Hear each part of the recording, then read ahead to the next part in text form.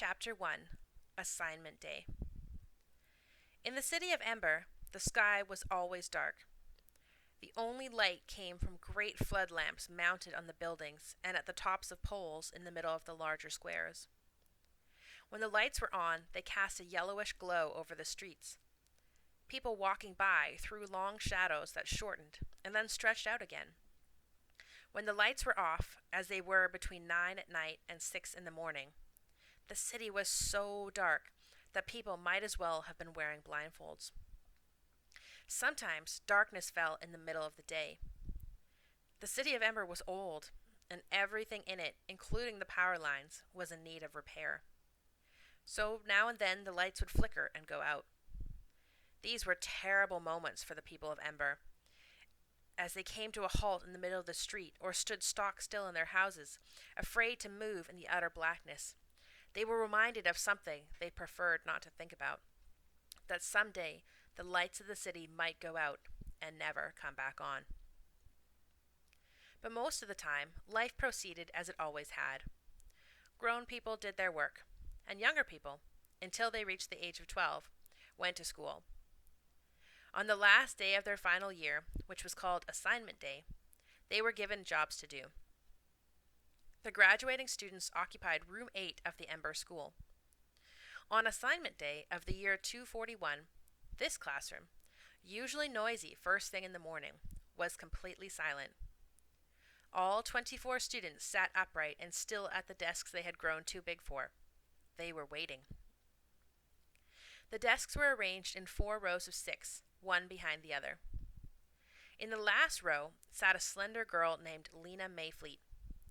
She was winding a strand of her long, dark hair around her finger, winding and unwinding it again and again. Sometimes she plucked at a thread on her ragged cape or bent over to pull on her socks, which were loose and tended to slide down around her ankles. One of her feet tapped the floor softly. In the second row was a boy named Doon. He sat with his shoulders hunched, his eyes squeezed shut in concentration, and his hands clasped tightly together. His hair looked rumpled, as if he hadn't combed it for a while. He had dark, thick eyebrows, which made him look serious at the best of times, and, when he was anxious or angry, came together to form a straight line across his forehead. His brown corduroy jacket was so old that its ridges had flattened out. Both the girl and the boy were making urgent wishes. Doon's wish was very specific. He repeated it over and over again, his lips moving slightly, as if he could make it come true by saying it 1,000 times. Lena was making her wish in pictures rather than in words. In her mind's eye, she saw herself running through the streets of the city in a red jacket.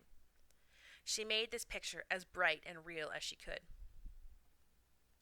Lena looked up and gazed around the schoolroom. She said a silent goodbye to everything that had been familiar for so long.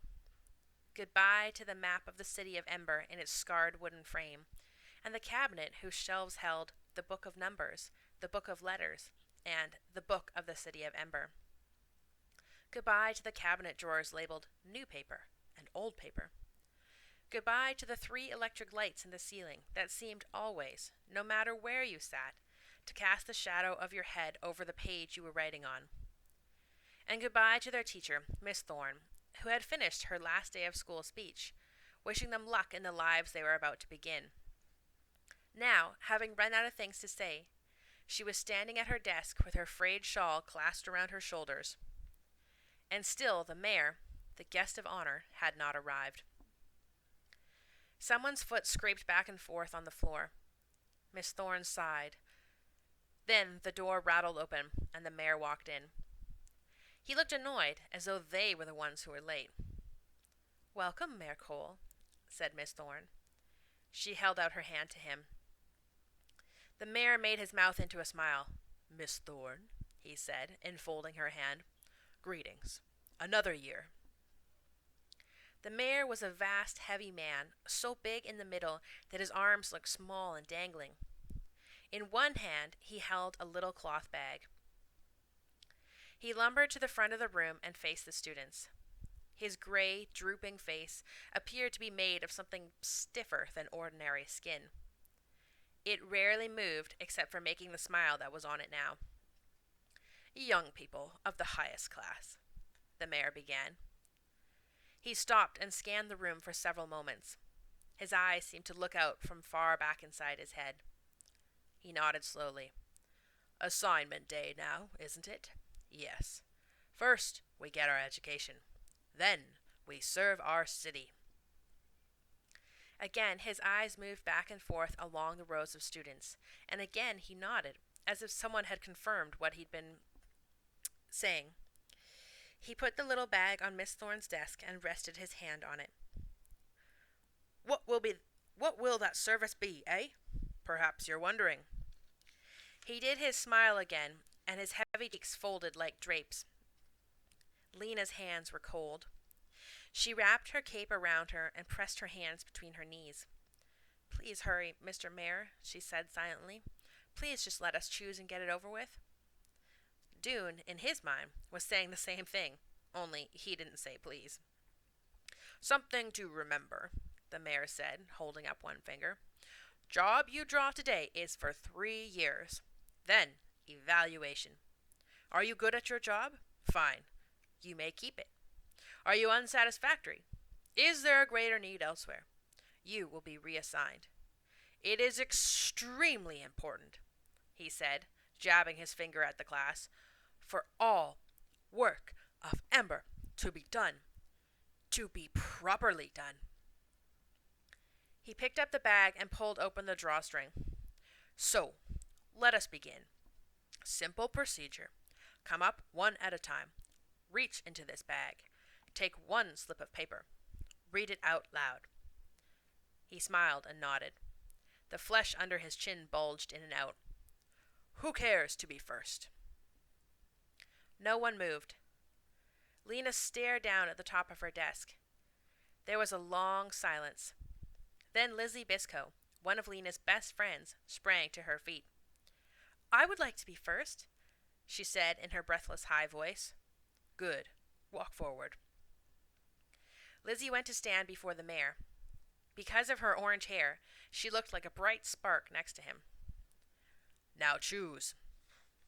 The mayor held out the bag with one hand and put the other behind his back, as if to show he would not interfere. Lizzie reached into the bag and withdrew a tightly folded square of paper. She unfolded it carefully. Lena couldn't see the look on Lizzie's face, but she could hear the disappointment in her voice as she read out loud, Supply depot clerk. Very good, said the mayor. A vital job. Lizzie trudged back to her desk. Lena smiled at her, but Lizzie made a sour face. Supply depot clerk wasn't a bad job, but it was a dull one. The supply depot clerks sat behind a long counter, took orders from the storekeepers of Ember, and sent the carriers down to bring up what was wanted from the vast network of storerooms beneath Ember's streets. The storerooms held supplies of every kind: canned food, clothes, furniture, blankets, light bulbs, medicine, pots and pans, reams of paper, soap, more light bulbs. Everything the people of Ember could possibly need. The clerks sat at their ledger books all day, recording the orders that came in and the goods that went out. Lizzie didn't like to sit still. She would have been better suited to something else, Lena thought. Messenger, maybe. The job Lena wanted for herself. Messengers ran through the city all day, going everywhere, seeing everything. Next, said the mayor. This time, 2 people stood up at once, Orly Gordon and Chet Noam. Orly quickly sat down again, and Chet approached the mayor. Choose, young man, the mayor said. Chet chose. He unfolded his scrap of paper. Electrician's helper, he read, and his wide face broke into a smile. Lena heard someone take a quick breath. She looked over to see Doon pressing a hand against his mouth. You never knew each year exactly which jobs would be offered. Some years there were several good jobs, like greenhouse helper, timekeeper's assistant, or messenger, and no bad jobs at all. Other years, jobs like pipeworks laborer, trash sifter, and mold scraper were mixed in. But there would always be at least 1 or 2 jobs for electrician's helper. Fixing the electricity was the most important job in Ember. and more people worked at it than at anything else. Orly Gordon was next. She got the job of building repair assistant, which was a good job for Orly. She was a strong girl and liked hard work. Vindy Chance was made a greenhouse helper. She gave Lena a big grin as she went back to her seat. She'll get to work with Clary, Lena thought. Lucky. So far, no one had picked a really bad job. Perhaps this time there would be no bad jobs at all. The idea gave her courage. Besides, she had reached the point where the suspense was giving her a stomachache. So as Vindy sat down, even before the mayor could say, "Next," she stood up and stepped forward. The little bag was made of faded green material, gathered at the top with a black string. Lena hesitated a moment, then put her hand inside and fingered the bits of paper. Feeling as if she were stepping off a high building, she picked one. She unfolded it. The words were written in black ink, in small, careful printing. "Pipeworks laborer," they said. She stared at them. "Out loud, please," the mayor said. "Pipeworks laborer," Lena said in a choked whisper. "Louder," said the mayor. "Pipeworks laborer," Lena said again, her voice loud and cracked. There was a sigh of sympathy from the class. Keeping her eyes on the floor, Lena went back to her desk and sat down. Pipeworks laborers worked below the storerooms in the deep labyrinth of tunnels that contained Ember's water and sewer pipes. They spent their days stopping up leaks and replacing pipe joints. It was wet, cold work. It could even be dangerous. A swift underground river ran through the pipeworks, and every now and then someone fell into it and was lost. People were lost occasionally in the tunnels, too, if they strayed too far. Lena stared miserably down at a letter B someone had scratched into her desktop long ago. Almost anything would have been better than pipeworks laborer. Greenhouse helper had been her second choice. She imagined with longing the warm air and earthy smell of the greenhouse, where she could have worked with Clary, the greenhouse manager, someone she'd known all her life. She would have been content as a doctor's assistant, too, binding up cuts and bones. Even street sweeper or cart puller would have been better. At least then she could have stayed above ground, with space and people around her. She thought going down into the pipeworks must be like being buried alive. One by one, the other students chose their jobs. None of them got such a wretched job as hers. Finally, the last person rose from his chair and walked forward. It was Doon. His dark eyebrows were drawn together in a frown of concentration. His hands, Lena saw, were clenched into fists at his sides. Doon reached into the bag and took out the last scrap of paper. He paused a minute, pressing it tightly in his hand. "Go on," said the mayor. "Read." Unfolding the paper, Doon read, "Messenger." He scowled, crumpled the paper, and dashed it to the floor. Lena gasped. The whole class rustled in surprise. Why would anyone be angry to get the job of messenger? "Bad behavior," cried the mayor. His eyes bulged and his face darkened. "Go to your seat immediately." Doon kicked the crumpled paper into a corner. Then he stalked back to his desk and flung himself down. The mayor took a short breath and blinked furiously. "Disgraceful," he said, glaring at Doon. "A childish display of temper. Students should be glad to work for their city. Ember will prosper if all citizens do their best." He held up a stern finger as he said this, and moved his eyes slowly from one face to the next. Suddenly, Doon spoke up. "But Ember is not prospering," he cried. "Everything is getting worse and worse." "Silence!" cried the mayor. "The blackouts!" cried Doon. He jumped from his seat. "The lights go out all the time now. And the shortages. There's shortages of everything. If no one does anything about it, something terrible is going to happen." Lena listened with a pounding heart. What was wrong with Doon? Why was he so upset? He was taking things too seriously, as he always did. Miss Thorne strode to Doon and put a hand on his shoulder.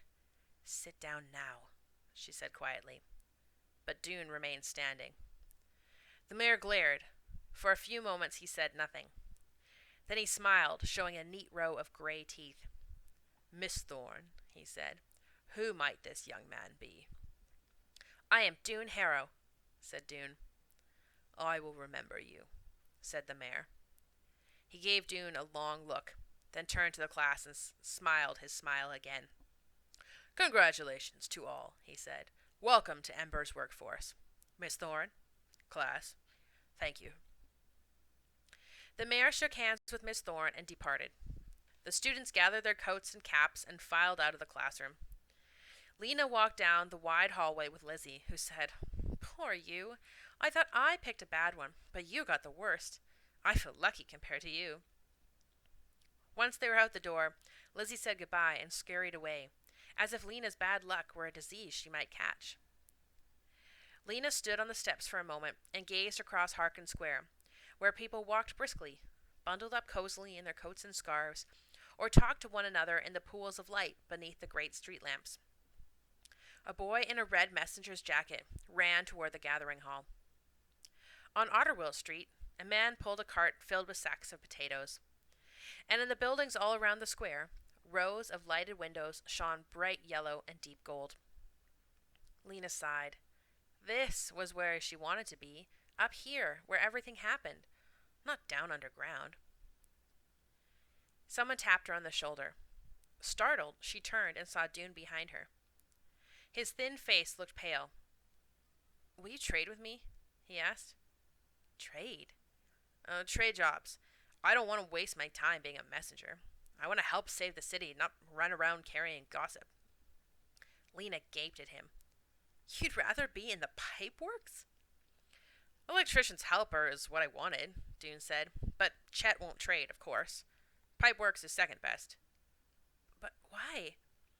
Because the generator is in the pipeworks, said Doon. Lena knew about the generator, of course. In some mysterious ways, it turned the running of the river into power for the city. You could feel its deep rumble when you stood in Plummer Square. I need to see the generator, Doon said. I have ideas about it. He thrust his hands into his pockets. So, he said, will you trade? Yes, cried Lena. Messenger is the job I want most. And not a useless job at all, in her opinion. People couldn't be expected to trudge halfway across the city every time they wanted to communicate with someone. Messengers connected everyone to everyone else. Anyway, whether it was important or not, the job of messenger just happened to be perfect for Lena. She loved to run. She could run forever. And she loved exploring every nook and cranny of the city, which was what a messenger got to do.